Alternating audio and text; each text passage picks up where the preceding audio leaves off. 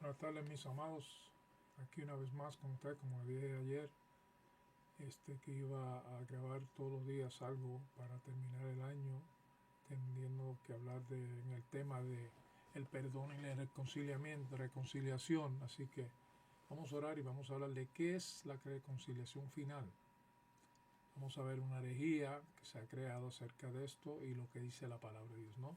Oremos. Padre amado, te pido esta tarde que me des la sabiduría, el entendimiento y el conocimiento para poder enseñar esta palabra en tu nombre, Señor. Bendice a aquellos que estén viendo y convéncelos, Señor, de que esto es doctrina sana para que todos seamos salvos, Señor. Aunque sabemos que no todos nos vamos a salvar, pero que la mayoría, Señor, que entienda esta palabra, podemos vivir junto a ti eternamente, Padre amado. Es mi petición de todo corazón y espero que los que me siguen a través de estos medios escuchen tu palabra bien y la sigan al pie de la letra, Padre. En tu nombre oramos, Señor Jesús, en el nombre del Padre, el Hijo, Espíritu Santo. Amén, amén y amén.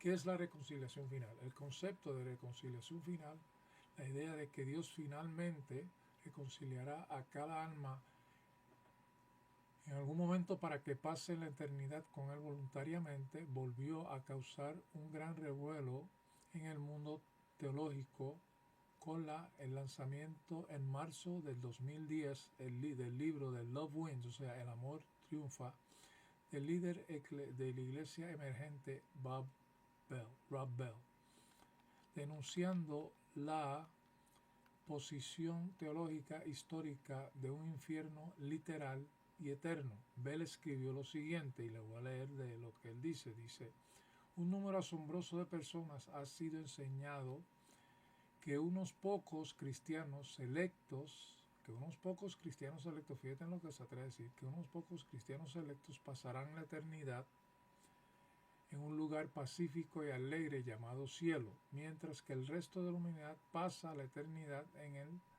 tormento y castigo en el infierno sin posibilidad de alguna mejor, de algo mejor, ¿no? O sea, ahí es donde está la herejía. Vamos a ver más adelante. Se ha comunicado claramente a muchos que esta creencia es una verdad central de la fe cristiana y rechazarla es, en esencia, rechazar a Jesús. Esto es equivocado y tóxico y finalmente subvierte la propagación contagiosa del mensaje de amor, paz, perdón y alegría de Jesús que nuestro mundo necesita desesperadamente escuchar. Eso lo dijo y lo sigue diciendo Rob Bell. ¿Qué apoyo bíblico ofrece Bell para la reconciliación final? Bell cita la afirmación de Mateo que vendrá Elías, quien restaurará todas las cosas, Mateo 17:11, ¿no? Es la escritura que él usa. También usa el sermón de Pedro en Hechos 3, donde dice y afirma que habrá tiempos de restauración de todas las clases, de todas las cosas, ¿no? Hechos 3:21 dice eso. Y la afirmación de Pablo acerca del Padre utilizando a Cristo para reconciliar todas las cosas consigo mismo en Colosenses 1:20.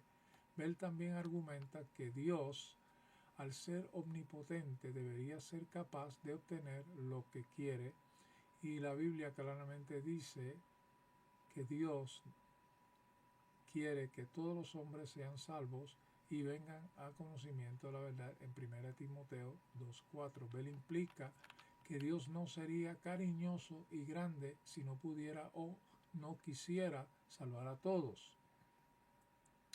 En la página 97 al 99 de su libro El amor gana, o sea, Love Wins, dice así, estoy citando nuevo a Bell, dice: ¿cuán grande es Dios? Suficientemente grande como para lograr lo que Dios se propone, o más o menos grande la mayor parte del tiempo, pero en esto el destino de miles de millones de personas, no totalmente grande, un poco grande, dice él en el libro, de nuevo, páginas 20, del 97 a 99 del libro Los Wins.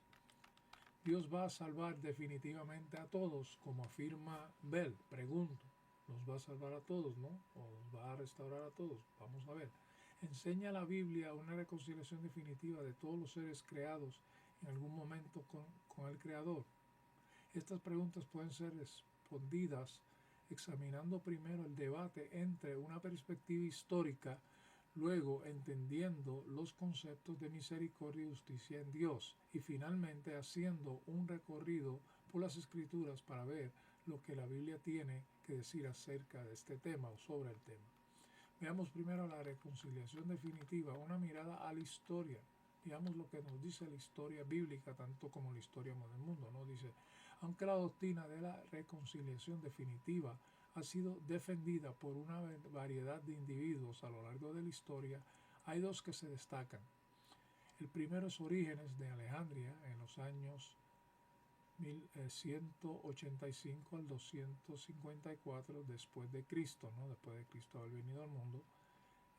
Orígenes de Alejandro dice lo siguiente: el teólogo africano que adoptó un enfoque alegórico de las escrituras y fue fuertemente influenciado por la filosofía griega. No creía en el sufrimiento eterno de los pecadores en el infierno. Para Orígenes, todos los seres creados, incluso los demonios y el diablo, eventualmente alcanzarían la salvación. ¿Cómo es posible eso, no? Entendemos que no, pero vamos a seguir leyendo. Sin importar cuánto tiempo tomaría en la vida actual o en la vida futura. Él razonó que debido a que el amor de Dios es tan poderoso, eventualmente ablandaría incluso el corazón más puro. Este pensamiento es eco de Bell, quien dice en la página 108 de su libro: nadie puede resistir la búsqueda de Dios para siempre, porque el amor de Dios eventualmente derretiría incluso los corazones más duros.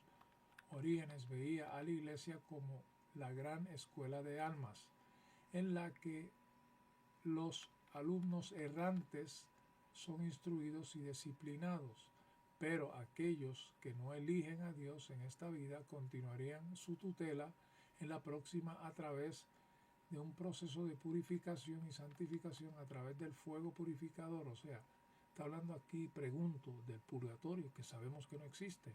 Vamos a ver más adelante, a ver lo que dice.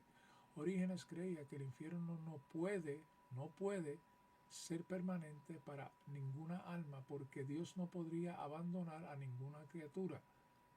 Eso es falso, no sabemos que eso es falso si leemos y estudiamos bien la Escritura, es una herejía.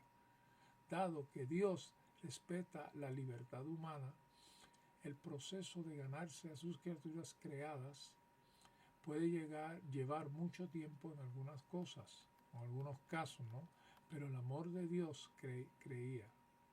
Orígenes finalmente triunfará.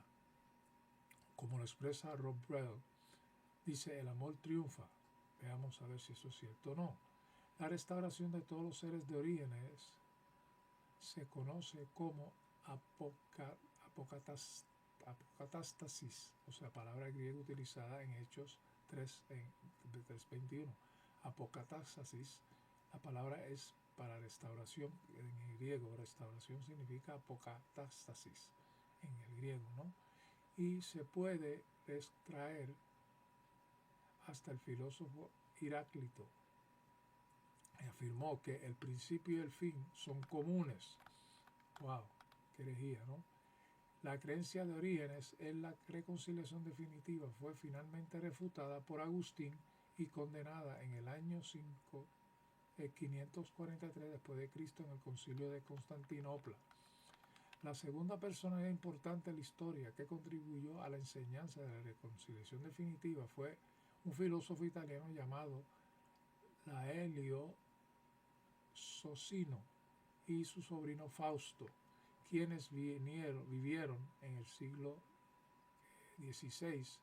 Juntos revivieron la herejía del siglo IV del arianismo, oficialmente condenado en el Concilio de Nicea en el año 325 después de Cristo, y enseñaron que la Trinidad era una doctrina falsa, que Cristo no era Dios. ¡Wow!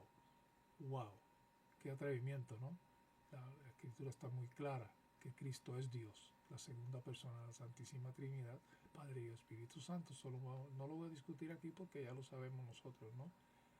en un sentido eran unitarios en su enseñanza, pero Socino fue más allá y dijo que algunos de los atributos de Dios, por ejemplo, su omnisciencia, inmutabilidad, etc., eran opcionales y no necesarios, lo que significa que no tenía que manifestarlos si decidía no hacerlo. Socino afirmó que la justicia de Dios era opcional. ¡Wow! ¡Qué otra herejía!, ¿no? Que era opcional la justicia de Dios. Eso no está en la Biblia en ninguna manera. Pero su misericordia era obligatoria. O sea, la justicia era opcional, pero la misericordia es obligatoria. ¿Dónde dice eso? En otras palabras, Dios siempre tenía que ser misericordioso. Eso es mentira. Pero no siempre tenía que ser justo con las ofensas cometidas contra él. Por lo tanto, la lógica de Socino avanzó de la siguiente manera. Esto es lo que dice Socino. Dice, si la justicia de Dios es opcional, pero su misericordia es obligatoria, y si Dios ama a todo el mundo y Cristo murió por todos los que vivieron, entonces todas las personas serán salvadas por Dios. En este sentido, Socino y sus sobrinos eran unitarialistas.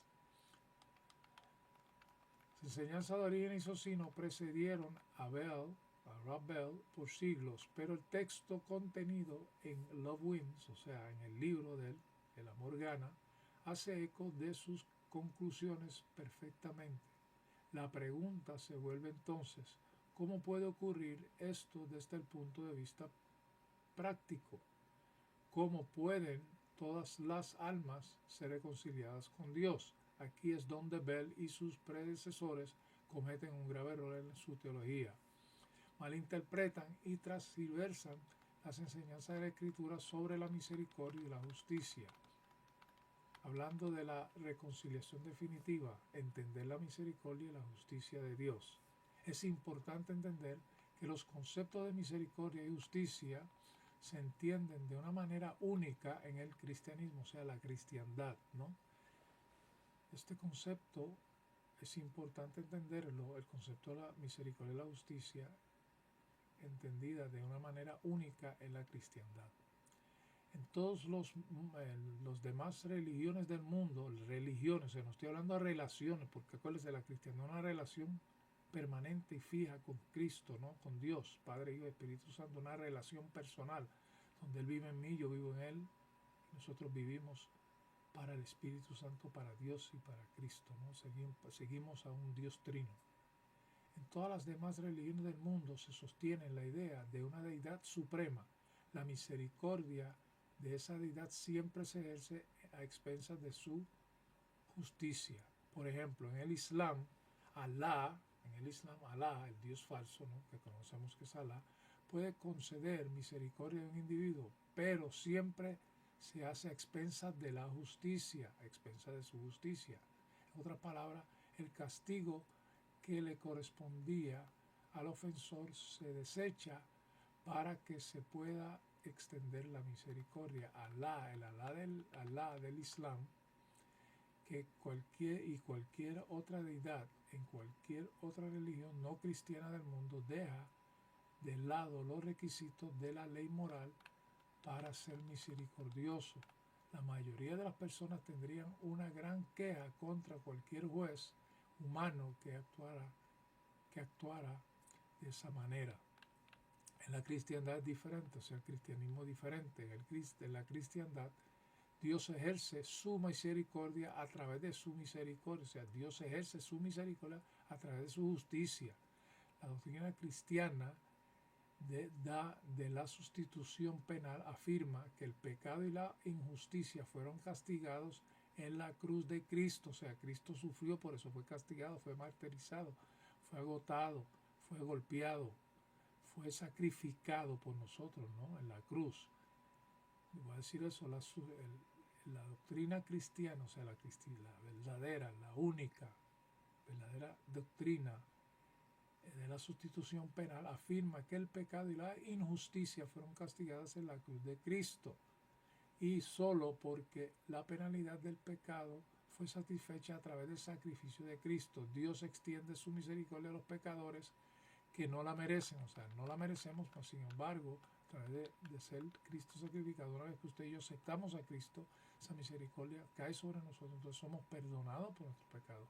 Mientras que Cristo ciertamente murió por los pecadores, también murió como una demostración de la justicia de Dios. El apóstol Pablo lo dijo muy claro cuando dice en Romanos 3, 24 al 26, Pablo dice lo siguiente en Romanos 3, 24 al 26, dice, siendo justificados gratuitamente por su gracia mediante la redención que es en Cristo Jesús, a quien Dios exhibió públicamente como propiciación por su sangre a través de la fe, como demostración de su justicia a causa de haber pasado por alto en su paciencia los pecados pasados, con la mira puesta en la demostración de su justicia en este tiempo actual, a fin de que Él sea justo y sea el que justifica al que tiene fe en Cristo, en Jesús, ¿no?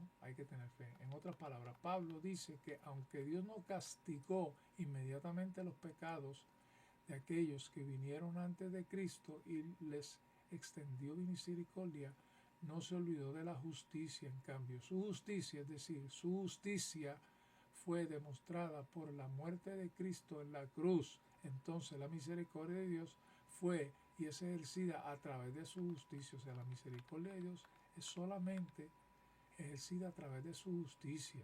Mientras que esta enseñanza es hermosa y da gloria a Dios, puede ser mal entendida por algunos para significar que todos serán salvos a través de la muerte de Cristo en la cruz. Además de las escrituras mencionadas por Bell en su libro, algunos unitaristas señalan versos como dice en Primera de Juan 2:2, esto es lo que señala Bell, los unitaristas señalan estos versos que están correctos, pero de forma errónea ya los presentan. Dice, y Él es la propiciación para nuestros pecados, no solamente por los nuestros, sino también por todos del mundo, todo el mundo.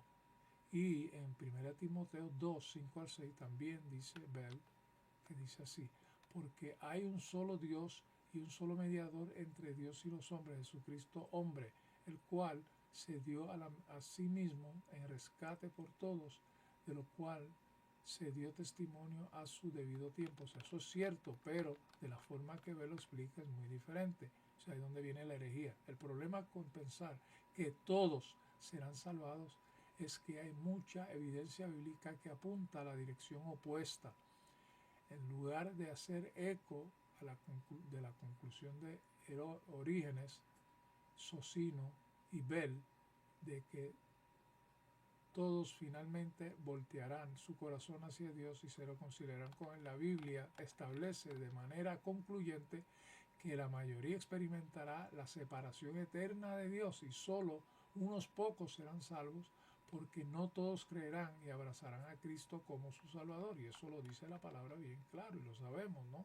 Aquellos que somos cristianos y seguimos al Cristo verdadero, al único Señor que dio su vida por usted y por mí, que fue sacrificado, fue torturado en el Calvario y muerto en el Calvario, pero resucitó al tercer día y nos prometió que regresaría. Pues sabemos cuál es la verdad. Reconciliación final, el caso bíblico del infierno. Mientras algunos teólogos pueden tener dificultades para determinar si Jesús creía en el infierno literal, una serie de ateos no experimentan tal dificultad.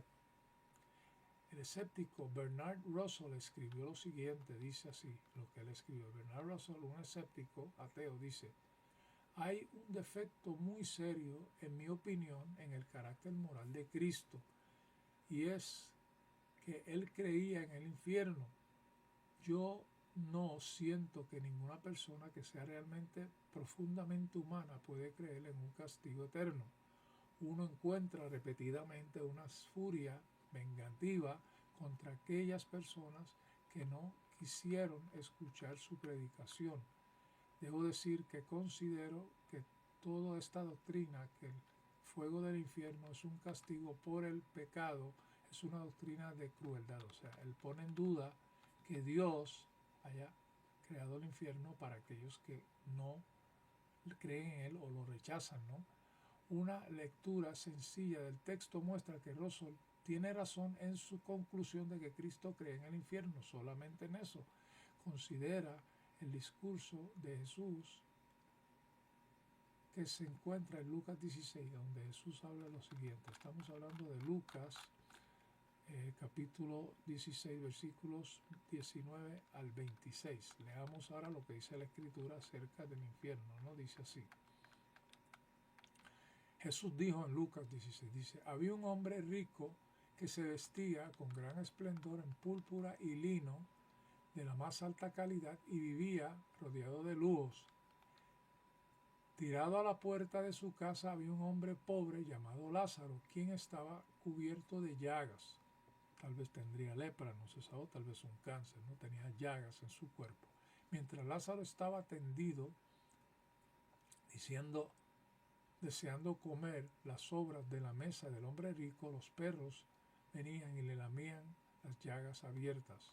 Con el tiempo el hombre pobre murió y fue llevado por los ángeles para que se sentara junto a Abraham en su banquete, en el banquete celestial, ¿no? Junto a Abraham, o sea, está en el cielo, ¿no? El hombre rico también murió y fue enterrado y fue al lugar de los muertos, o sea, fue al infierno. Allí, en medio del tormento, vio a Abraham y de lejos, a lo lejos, con Lázaro junto a él. El hombre rico gritó, Padre Abraham, ten piedad, envíame a Lázaro para que moje la punta de su dedo en agua y refresque mi lengua. ¿Por qué? Porque se estaba quemando el infierno. Estoy en angustia en estas llamas. O sea, el infierno sí existe, ¿no? De acuerdo a esta palabra de Dios, existe. Sin embargo, esta gente escéptica, estos ateos, no creen en el infierno. Abraham le dijo, hijo, recuerda que tuviste todo lo que quisiste durante tu vida y Lázaro no tuvo nada.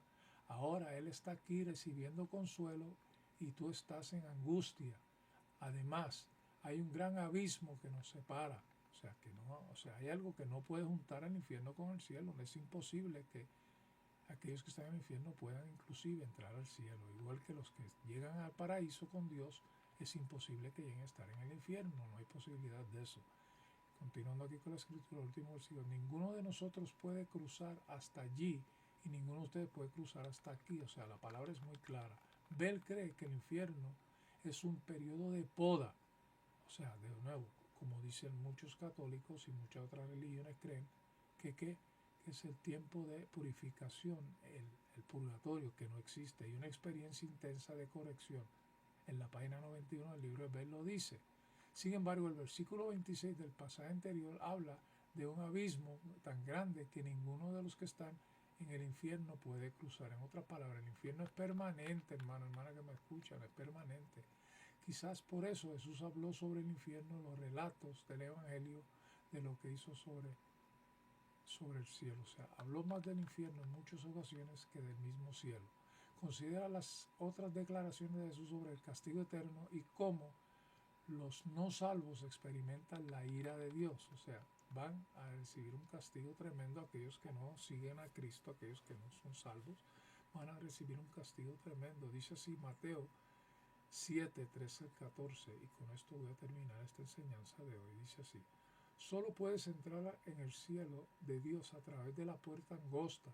La carretera al infierno es amplia y la puerta es ancha para los muchos que escogen ese camino. Sin embargo, la puerta de acceso a la vida es muy angosta y el camino es difícil. Y son solo muy pocos los que alguna vez lo encuentran. O sea, muy pocos somos los que vamos a encontrar el camino a la eternidad, ¿no? La eternidad junto a Dios, y no vamos a sufrir ningún daño, al contrario, vamos a estar gozándonos en el Señor. Mateo 7, 22 al 23, no está Cristo hablando porque está en rojo aquí en mi Biblia, dice: el día del juicio muchos me dirán, Señor, Señor, profetizamos en tu nombre, expulsamos demonios en tu nombre e hicimos muchos milagros en tu nombre, pero yo le responderé, nunca los conocí, aléjense de mí ustedes que violan las leyes de Dios. O sea, miren, hermanos y hermanas que me escuchan, ustedes que han seguido esto de la prosperidad, han seguido demonios, no han seguido pastores que no están salvos, han dictado un evangelio falso, una doctrina falsa. Cuidado con seguirlo, estamos a tiempo de arrepentirnos, ¿no? Arrepiéntase, hermano, y entréguese a Cristo, el único Cristo que existe, que dice la única verdad, de que hay un infierno y que somos pocos los que vamos a ser salvos. Hay una gran mayoría se van a perder. Aunque Él no creó el infierno para el ser humano, lo creó solamente para Satanás y sus demonios. Pero si seguimos a Satanás y no seguimos a Jesús, no seguimos la sana doctrina, vamos a caer en ese infierno. Y sí se puede perder la salvación, porque habla de apostasía, habla de no seguir al Espíritu Santo, de blasfemar contra el Espíritu Santo, se pierde la salvación. Así que hermanos que me escuchan, exhorto que hoy, en esta noche, en esta tarde o el día, cuando usted vea esto, que se arrepienta de sus pecados y se entregue a Cristo totalmente y le sigamos. No solamente le sigamos, sino seamos obedientes, porque muchos le seguimos, pero no somos obedientes a sus mandamientos. Hay que seguir a Cristo al pie de la letra, ¿no?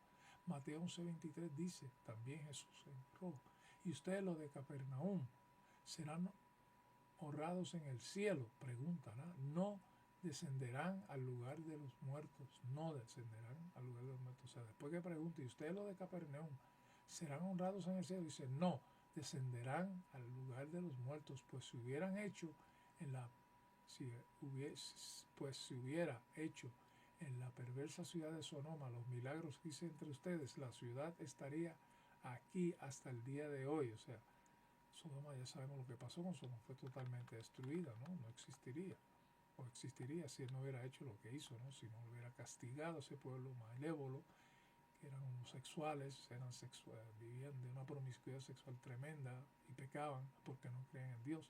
Y si creían que lo estaban siguiendo, pero hacían lo que le daba la gana, ¿no? Así que, hermanos y hermanas, hay que convencerse para convertirse a Cristo y seguirle fielmente a Él.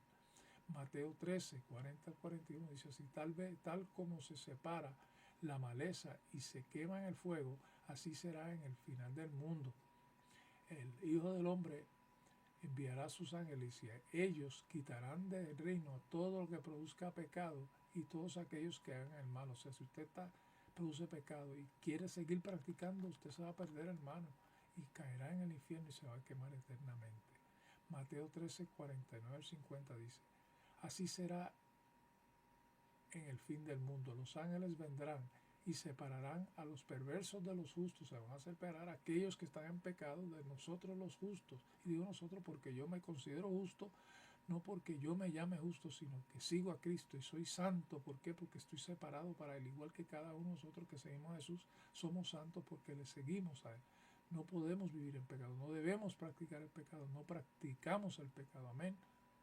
Y arrojarán a los malos en el horno ardiente, en el infierno, donde habrá llanto y rechinar de dientes. Eso lo dice Mateo 43, 50. Y hay tantas otras escrituras. Miren, Mateo 22, 13 dice, entonces el rey dijo a sus asistentes, atenlos de pies y manos, átenlos de pies y manos, y arrójenlos en la oscuridad de afuera, donde habrá llanto y rechinar de dientes, hermano. Miren, hay que pedir perdón. Por eso la próxima lección que voy a dar es acerca del perdón. Y lo voy a poner esto, hermanos, con esto termino el día de hoy. Voy a poner esto en Facebook y en YouTube. Así que esto no es clase de miércoles, no, esto es aparte de eso, en adición a, para que ustedes lo estudien. Aquellos que tienen Facebook, por favor vayan a Facebook, en la página Mission Global o de Ala Ponte y busquen esto, o si no vayan a la página de Mission Global en YouTube y busquen estas enseñanzas y estudianlas, háganlas suyas, convénzanse, hermanos, porque es importante que estemos todos a salvo para ese día glorioso cuando Él venga por nosotros, nos vayamos todos con Él, ¿no? Cristo Jesús, oremos. Padre amado, te doy gracias una vez más por permitirme compartir tu palabra. La reconciliación final es con Cristo si creemos verdaderamente. No creamos en las herejías que nos han enseñado, sino que vivamos para la doctrina sana, siguiéndote a ti de pie a la letra, ¿no? En el Cristo de su Señor, bendíceles y cuídales.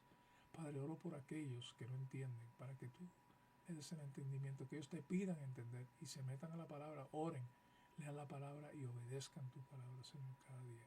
Gracias, Señor, por esta palabra en Cristo Jesús. Amén, amén. Se les ama de gracia, hermano. Chao, hasta luego. Hasta la próxima. Bye, bye.